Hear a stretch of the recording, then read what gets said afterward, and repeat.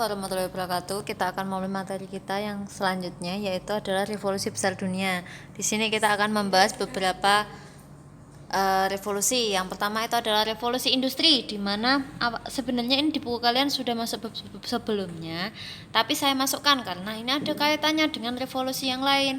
Contohnya, gara-gara ada perkembangan revolusi ini, temuan mesin uap oleh James Watt mengubah Inggris menjadi negara yang menggunakan mesin untuk memproduksi produk-produknya. Lah, kenapa revolusi industri itu terjadi di Inggris? Kenapa tidak di negara lain? Hal itu terjadi karena Inggris yang pertama memiliki sumber daya alam yang bagus, yang banyak. Nah, terus ada stabilitas ekonomi pada masa waktu itu, stabilitas pemerintahan juga. Akhirnya muncullah temuan-temuan itu juga tidak akan muncul kalau tidak ada perang salib, kalau tidak ada Aufklärung dan juga Renaissance, tidak ada pemikiran untuk mengembangkan ilmu pengetahuan. Awalnya mereka hanya mengembangkan pemikiran tentang ritual keagamaan saja, sampai akhirnya nanti juga ada filsafat skolastik juga yang dia nanti tetap berkembang bersama agama, tapi lama-lama ini sudah tidak. Ketika sudah jadi Renaissance dan Aufklärung, mereka sudah lebih mementingkan tentang ilmu pengetahuan dan teknologi. Nah, temuan mesin uap ini menimbulkan dampak negatif dan positif. Dampak positifnya nanti, gara-gara temuan mesin uap ini banyak terjadi efisiensi yang dilakukan oleh para pabrik-pabrik yang ada di Inggris. Tapi dampak negatifnya banyak. Salah satunya nanti mereka akan menyebabkan banyaknya PHK. Gara-gara banyak PHK kan otomatis stabilitas ekonomi jadi hancur. Hal itu mendorong adanya penjelajahan samudra. Nah, penjelajahan samudra itu terdorong oleh apa? Yang pertama, sebelum adanya revolusi industri itu sudah ada penjelajahan samudra. Di sini mereka tujuan utamanya adalah 3G, Gold, Glory, dan juga Gospel atau imperialisme kuno. Nah, setelah adanya revolusi industri ini ganti lagi jadi imperialisme modern.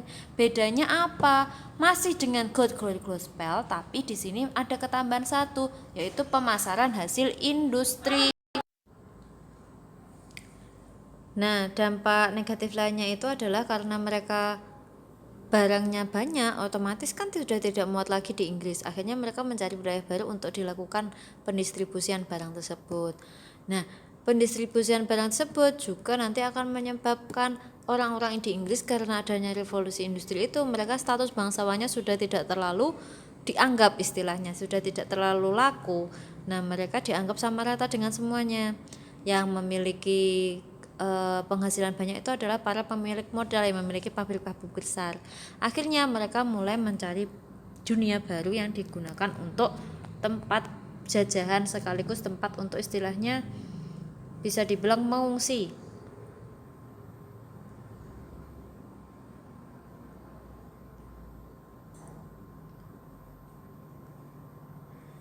Dampak untuk mengungsi itu salah satunya nanti yang terdampak adalah Amerika. Di sini nanti Amerika menjadi salah satu koloni Inggris. Jadi benar Amerika sekarang itu adalah negara yang adidaya, tapi Amerika masih menggunakan bahasa Inggris. Di seluruh Amerika itu ada 3 bahasa kalau nggak salah. Ada bahasa Amerika, bahasa Inggris, bahasa Portugis, sama Portugal maksud saya, sama bahasa Spanyol. Itu menandakan kalau dulu sama Perancis, jadi 4. Itu menandakan kalau dulu wilayah Amerika bukan wilayah asli. Penduduk asli Amerika itu ya suku Indian, sama suku Inka, suku Maya, sama suku Aztec. Nah, yang orang-orang Amerika sekarang itu semuanya adalah orang pendatang, salah satunya dari negara-negara Eropa. Seperti tadi, Prancis, Portugal, Spanyol, sama Inggris. Ciri utamanya apa? Bisa kalian lihat dari bahasa yang digunakan. Kalau di Brasil biasanya mereka menggunakan bahasa Portugal, maka dari itu berarti dulu mereka adalah jajahan dari Portugal, kayak gitu. Di Amerika Latin biasanya kebanyakan. Di Kanada itu ada menggunakan bahasa Prancis, berarti di situ dulu ada penjajahan dari Prancis. Nah, terus tujuannya mereka melakukan pencarian sampai ke Amerika itu adalah mencari perlindungan atau berpindah dari sesaknya Inggris akibat adanya kebijakan raja yang mendirikan agama Anglikan. Jadi semua yang tidak setuju dengan keputusan raja, mereka nanti akan dihukum. Kalau nggak dihukum, mereka disuruh untuk memilih, pilih pergi atau dihukum. Nah, kebanyakan mereka memilih untuk pergi sendiri karena merasa agama Anglikan tidak sesuai dengan ajaran dari Katolik Roma maupun Kristen Protestan. Terus ada juga kebijakan-kebijakan yang membatasi rakyat yang dibuat oleh rajanya itu.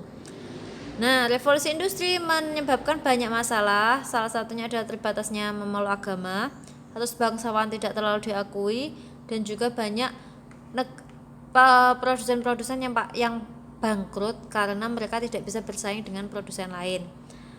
Terus keinginan adanya memulai hidup baru yang bebas, yang sudah tidak terkekang dengan aturan Inggris lagi, mereka memilih untuk pindah ke wilayah koloni ke Inggris untuk mengembalikan keistimewaan kaum bangsawan yang sudah hilang. Nah, ini di sini negara Inggris itu semena-mena terhadap wilayah koloni. Mereka tetap ingin memerintah wilayah koloni, mereka tetap ingin membatasi, sampai akhirnya koloni itu dibebankan pajak yang tinggi akibat kerugian perang 7 tahun. Perang 7 tahun itu adalah perang antara Inggris dan Perancis untuk memperebutkan Quebec atau yang ada di Kanada itu. Nah, beban pajak itu nanti akan disetorkan kepada negara induk.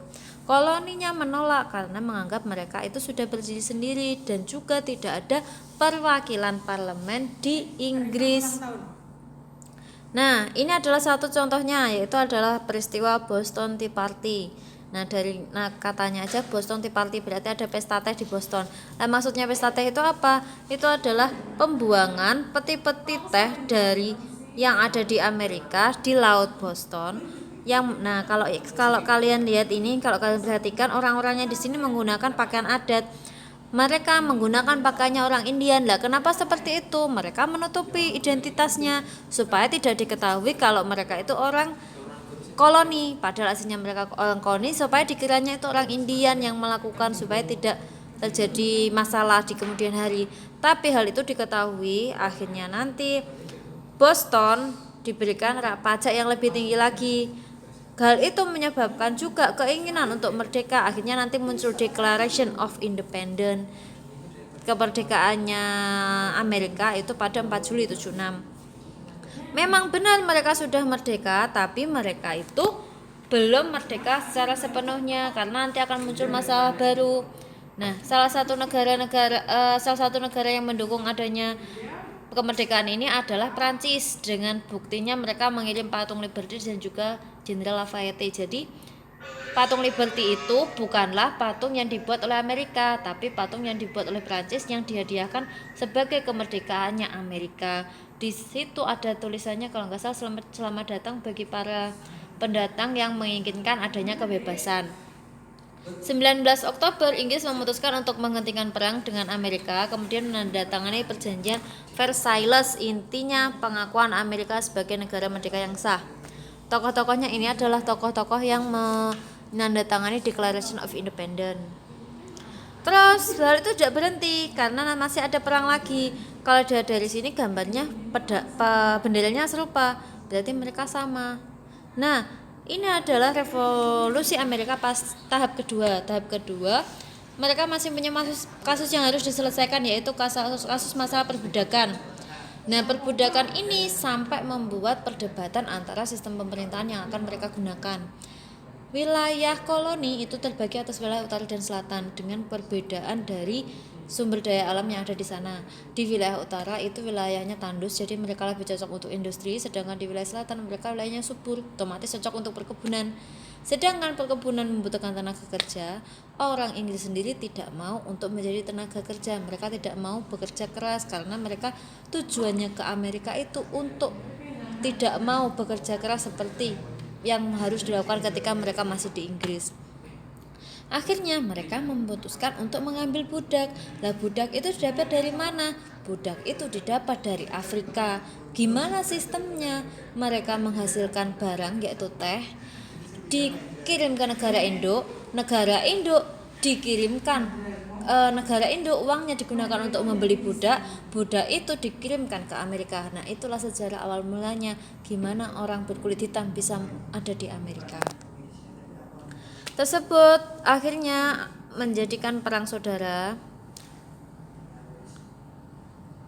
ke-13 koloni akhirnya sepakat membuat undang-undang atau konstitusi, karena perbudakan ini termasuk masalah yang sangat kaku ya, karena gini, budak itu tidak diberikan hak untuk memilih, satu hak untuk bersuara tidak punya. Terus mereka juga dilarang untuk kabur ke wilayah yang bebas seperti utara, itu mereka tidak boleh karena mereka ketahuan mereka akan disiksa sampai mati. Nah terus akhirnya mereka menerapkan bentuk sistem pemerintahan desentralisasi, yaitu mereka membentuk pemerintahan seperti yang diajukan oleh Thomas Jefferson ketika mereka mengelola wilayahnya sendiri dan hasilnya akan dibuat untuk pengembangan wilayah tersebut. Dampaknya menjadi Amerika berbentuk serikat menjadi negara yang menganut sistem demokrasi dan pengakuan atas HAM-nya. Bagi dunia mendorong revolusi Perancis. Nah, revolusi Perancis kita lihat di sini ada gambar istananya yang sangat megah, yaitu adalah Istana Versailles. Latar belakangnya, raja itu memiliki kesewenang-wenangan, bahkan dia punya semboyan yaitu L'État c'est moi, artinya negara adalah saya. Jadi semua keputusan raja itu dianggap sebagai keputusan dari negara. Keuangan yang dikeluarkan oleh keluarga kerajaan dibebankan pada pajak negara. Pajak negara ditarik dari mana? Ditarik dari rakyat atau penduduk. Setelah itu ditambah dengan Marie Antoinette, permaisurinya dari Raja Louis XVI yang suka berfoya-foya.